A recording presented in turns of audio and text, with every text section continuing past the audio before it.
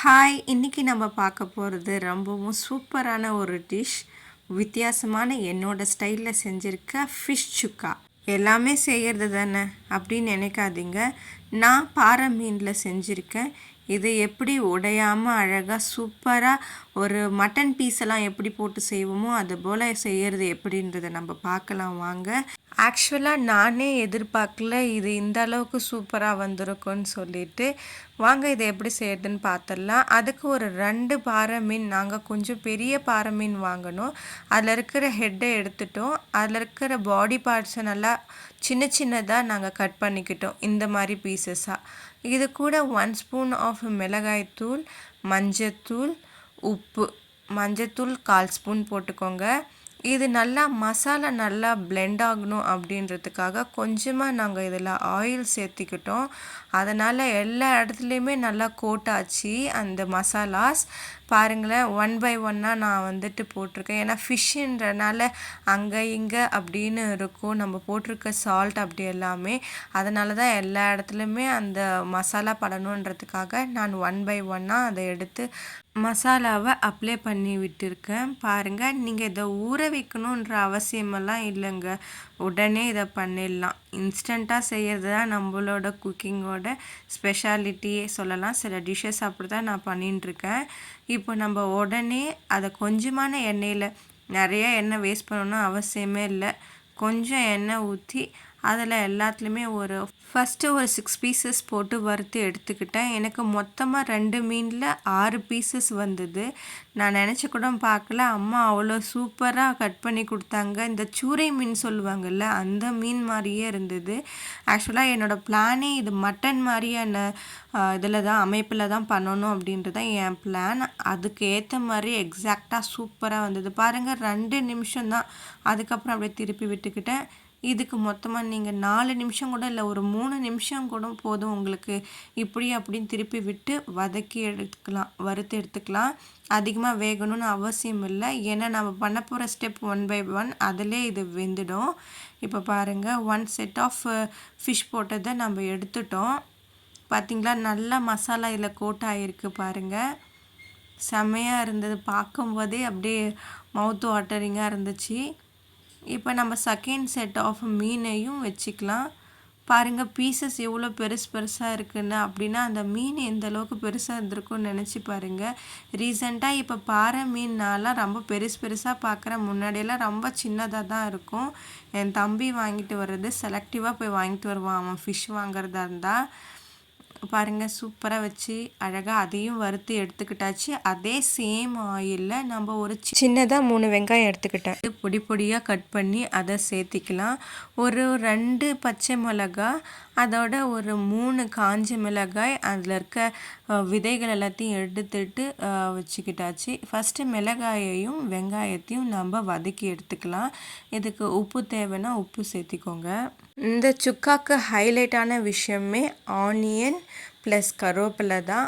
ஆனியனை நல்லா அழகாக வதக்கிக்கோங்க. அதுக்குன்னு ரொம்ப வதக்கணும்னு அவசியமே இல்லை. ஓரளவு மீடியமாக கலர் சேஞ்ச் ஆகிற வரைக்கும் வதக்கிக்கலாம். இதில் பச்சை மிளகாவும் நல்லா வதங்கிடும். ஒரு 2 நிமிஷம் வதக்குனிங்கன்னா போதும். இப்போ ஒரு 1/4 ஸ்பூன் இஞ்சி பூண்டு விழுது, அதையும் போட்டு நல்லா அந்த எண்ணெயிலே வதக்கிக்கோங்க. உங்களுக்கு தேவைன்னா ஆயில் சேர்த்திக்கோங்க. ஏன்னா ரொம்பவும் ட்ரையாக இருக்கக்கூடாது இந்த சுக்கா. அதுக்காக தான் நான் சொல்கிறேன். எனக்கு பத்தலை எண்ணெய், அதனால் நான் கொஞ்சோண்டு ஒரு 1/2 ஸ்பூன் எண்ணெய் ஊற்றிக்கிட்டேன். நமக்கு இந்த டைமில் தான் காஞ்ச மிளகாயை போடணும். ஏன்னா அது ரொம்ப எண்ணெயில் வதங்கணும்னு இல்லை, அது கலர் அப்படியே இருக்கணும். அதுக்காக தான் சும்மா அது ஒரு டேஸ்ட் தரும். அது ஒரு டெக்கரேஷன், ஒரு கார்னிஷிங்காக போட்டிருக்கோன்னு வச்சுக்கோங்களேன். இப்போ நம்ம வறுத்து வச்சுருக்க மீனை அப்படியே போட்டு ரொம்ப ஸ்மாஷ் எல்லாம் பண்ணக்கூடாது. அப்படியே ஜென்டிலாக நீங்கள் அதை வதக்கி விடணும். ஏன்னா நம்ம போட்ட பீஸோட ஷேப் அப்படியே இருக்கணும். அதுக்காக தான் நீங்கள் பார்த்து பக்குவமாக அதை வதக்கணும். இந்த டைமில் ஒரு ஸ்பூனுக்கு கம்மியாக, மீன்ஸ் ஒரு 3/4 ஸ்பூன் அளவுக்கு நீங்கள் மீன் வறுவல் மசாலா, நான் சக்தி மசாலா யூஸ் பண்ணியிருக்கேன். உங்களுக்கு எந்த பிராண்ட் ஓகேவோ அதை யூஸ் பண்ணிக்கோங்க. இது கம்பல்சரி இல்லை. எனக்கு இது நல்லா இருந்தது. ஆனால் அதையும் நல்லா எண்ணெயில் போட்டு வதக்குங்க. இதில் வந்துட்டு எண்ணெயில் வதங்கணுங்க. அதுதான் தண்ணியெல்லாம் அதிகமாக ஊற்றவே கூடாது. இதுக்கு ஒரு 1 ஸ்பூன் ஆஃப் நான் மல்லித்தூள் போட்டுக்கிட்டேன். அதையும் இது கூட சேர்த்து வதக்கிட்டேன். ஏன்னா மசாலா உங்களுக்கு கொஞ்சம் கிரேவி மாதிரி கிடைக்கும். கிரேவின்னு சொல்ல முடியாது, கொஞ்சம் மசாலா சாதத்தில் பிசைஞ்சு சாப்பிட கரெக்டாக இருக்கும். அதுக்காக தான் நான் மல்லித்தூள் போட்டுக்கிட்டேன். அது மட்டும் இல்லாமல் இதில் அதிகம் காரம் இருக்குது. நமக்கு இந்த காரத்தோடு சாப்பிட்றது தான் சூப்பராகவும் இருக்கும். சுக்கானாவே எண்ணெயிலே வதக்கணுங்க. நான் கொஞ்சமாக தெளிக்கிற அளவுக்கு நான் தண்ணி ஊற்றிருக்கேன். ரொம்ப கம்மி, ஒரு 2-3 ஸ்பூன் தான் இருக்குமே அது. ஏன்னா கொஞ்சம் அடி பிடிக்காமல் இருக்கும் அப்படின்றதுக்காக தான். கொஞ்சம் மீன் வேகிறதுக்கும் அது மசாலாலாம் நல்லா அப்சர்வ் பண்ணுறதுக்கும் அது கரெக்டாக இருக்கும். அதனால் கொஞ்சமாக தெளித்து விட்ட அளவுக்கு தண்ணி ஊற்றிருக்கேன். இப்போ நான் அதை டிஸ்டர்ப் பண்ணாமல் விட்டுருக்கேன் பாருங்கள். ஏன்னா இப்படி இருக்கும்போது தான் அது உடையாமல் நல்லபடியாக வேகும். இந்த நேரத்தில் நம்ம கருவேப்பிலை நிறையா போட்டுக்கலாம். கருவேப்பிலை போட்டதுக்கப்புறம் அந்த டிஷ்ஷோட அந்த வாசம் அந்த ரூம் ஃபுல்லாக செம்மையாக இருந்தது. அப்படியே மட்டன் வாசனை இருந்ததுங்க. எனக்கு ரொம்பவும் பிடிச்சிருந்தது. இதோட மேக்கிங்கும் எனக்கு நான் ரசித்து பண்ணேன். அதுக்கப்புறம் சாப்பிட்ட அப்பையும் இதை அவ்வளோ இன்னும் எதாவது செஞ்சுருக்கலாமே, இன்னும் ஃபிஷ் வச்சு செஞ்சுருக்கலாமே அப்படின்ற தோன்ற அளவுக்கு எனக்கு இதோட டேஸ்ட்டு நல்லா கிடச்சிச்சு. சூரை மீனில் பண்ண வேண்டியதை நான் இந்த பாறை மீனில் பண்ணியிருந்தேன். இது அவுட்புட் ரொம்ப சூப்பராக இருந்தது. நீங்களும் இதை நல்லா ட்ரை பண்ணி பாருங்கள். இந்த எண்ணெய் அதை தண்ணியெல்லாம் அப்சர்வ் பண்ணிக்கிட்டு எண்ணெய் மேலே வர ஸ்டேஜில் பாருங்கள் நீங்கள் எடுத்துடலாம். இப்போது இது ரெடி ஆகிடுச்சு பாருங்கள். ஒரு மீன் கூட உடையவே இல்லை. அப்படியே நான் போட்ட பீசஸ் எல்லாமே அப்படியே 12 பீஸுமே அப்படியே இருந்தது. இப்போ நம்ம அதை எடுத்து நம்ம பிளேட்டில் சர்வ் பண்ணிக்கலாம். இப்போ அது நம்ம சாப்பிட்றதுக்கு ரெடி ஆகிடுச்சு. இந்த டிஷ்ஷு உண்மையாகவே நான் செஞ்சேன்றனால நான் சொல்கிறேன், புகழ்கிறேன் அப்படின்னு நினச்சிக்காதீங்க. நீங்கள் கட்டாயமாக இதை செஞ்சு பார்த்துட்டு இதை எப்படி இருந்ததுன்னே எனக்கு கமெண்ட் பண்ணுங்கள்.